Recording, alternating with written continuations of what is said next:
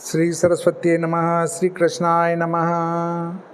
देखिए, निर्जला एकादशी को लेकर विभिन्न प्रकार के प्रश्न आ रहे हैं, तो मैं आपके प्रश्नों का समाधान करता हूँ। मैं ज्योतिषाचार्य पंडित भागीरथ जोशी, विश्व सायन लग्न सारणी, विश्व दिनमान सारणी, विश्वोपका नयनम लग्न सारणी समुच्चय तथा श्री भादव माता पंचांग आदि का लेखक। आज आपको बताऊंगा हरिवासर, निर्जला एकादशी व्रत और 24 फलाहार। तो सबसे पहले ये है कि यदि दशमी, एकादशी और द्वादशी लगातार तीनों तिथियां यथावत हो तो एकादशी का व्रत एकादशी के दिन ही किया जाता है। अभी एक का प्रश्न आया था, कोई 6 तारीख को बता रहे हैं, कोई 7 तारीख को बता रहे हैं, तो आप इस बात को भूल जाएं। दशमी, एकादशी और द्वादशी यदि लगातार है तो एकादशी का व्रत एकादशी को ही होगा। यदि एकादशी क्षय हो जाए, द्वादशी क्षय हो जाए या एकादशी की वृद्धि हो जाए तो वो निर्णय अलग जाएंगे। परंतु जब तीनों तिथियां लगातार बनती हों, कम ज़्यादा हों, तो भी एकादशी का व्रत एकादशी को ही होगा। इस वर्ष दशमी तिथि को लेते हैं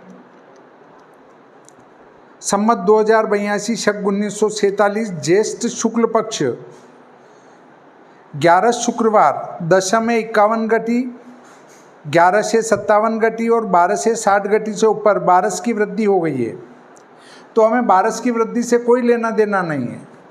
हमारे यहाँ पर दशम, 11 और 12 लगातार होने से एकादशी का व्रत शुक्रवार 6 जून 2025 को ही शास्त्रोक्त हैं।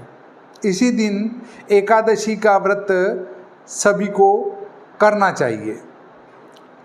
वैष्णव और निम्बार्क वो अपने मतानुसार करें, बाकी जो बचे हैं वे सभी एकादशी का व्रत एकादशी को ही करें। मेरा तो कहना है कि सभी को एकादशी का व्रत 6 तारीख को ही करना चाहिए, क्योंकि वैष्णवों को 56 घटी का वेद मान्य है। उसमें फिर वो अलग से एक जोड़ देते हैं कि द्वादशी की वृद्धि हो, तो वो बात एक अलग हो गई। परंतु 56 घटी से दशमी अगर कम है तो वैष्णव एकादशी को ही व्रत करते हैं। पर कहीं ये भी लिखा हुआ पाया जाता है कि द्वादशी की वृद्धि हो जाए तो वैष्णव द्वादशी को ही व्रत करते हैं।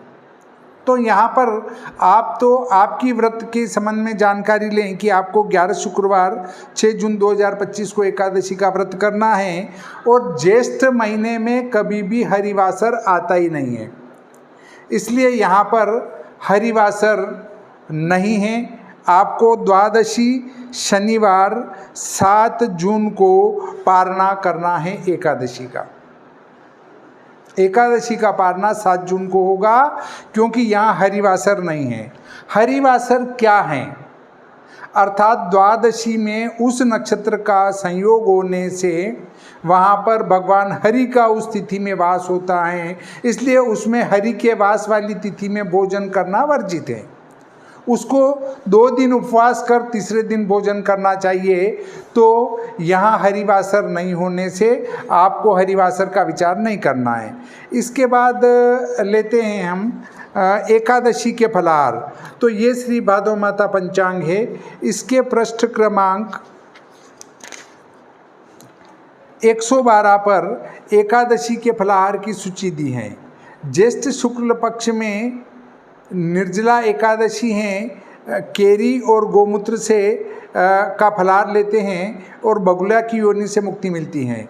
आषाढ़ कृष्ण पक्ष योगिनी हैं, मिश्री का फलाहार कोयल की योनि से मुक्ति। आषाढ़ शुक्ल पक्ष कमला नाम की एकादशी दाग का फलाहार शिकरा की योनि से मुक्ति। श्रावण कृष्ण पक्ष कामिका नाम की एकादशी गो दूध का फलाहार शुक यानी तोते की योनि से मुक्ति। श्रावण शुक्ल पक्ष पवित्रा एकादशी गुड़ का फलाहार अजगर की योनि से मुक्ति। भाद्रपद कृष्ण पक्ष अजा एकादशी बादाम और छुहारे का फलाहार गुंगा की योनि से मुक्ति। भाद्रपद शुक्ल पक्ष जलजुलनी एकादशी ककड़ी का फलाहार पशु की योनि से मुक्ति। आश्विन कृष्ण पक्ष इंदिरा एकादशी तिल का फलाहार गिलहरी से मुक्ति। आश्विन शुक्ल पक्ष पापांकुशा नाम की एकादशी इमली का फलाहार दीमक की योनि से मुक्ति। कार्तिक कृष्ण पक्ष रमा नाम की एकादशी केले का फलाहार सर्प की योनि से मुक्ति।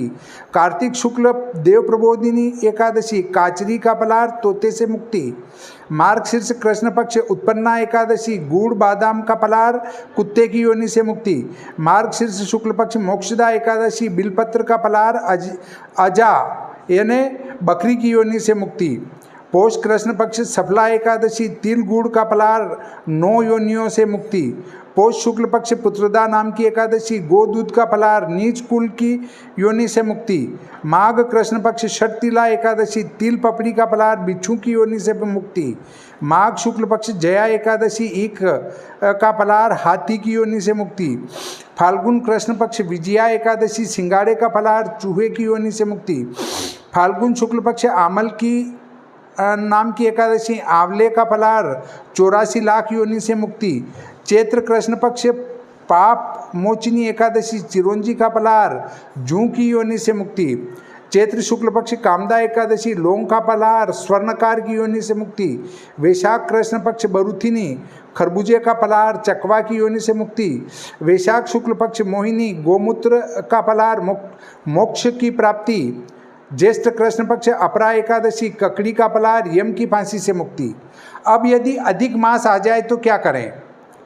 अब इस निर्जला एकादशी से जो फलाहार लेंगे उनके अगले वर्ष ज्येष्ठ अधिक मास आ रहा है तो उनको अधिक मास की एकादशी का व्रत भी करना है, उसमें काय का फलाहार लें। अधिक मास आने पर जो अधिक मास हैं उसके कृष्ण पक्ष का फलाहार अधिक मास के कृष्ण पक्ष और शुक्ल पक्ष का फलाहार शुक्ल पक्ष में रहेगा। अलग से कोई फलाहार की व्यवस्था नहीं है। इस प्रकार आज का ये प्रकरण यहीं पर समाप्त होता है। श्री सरस्वती नमः। श्री कृष्णाय नमः।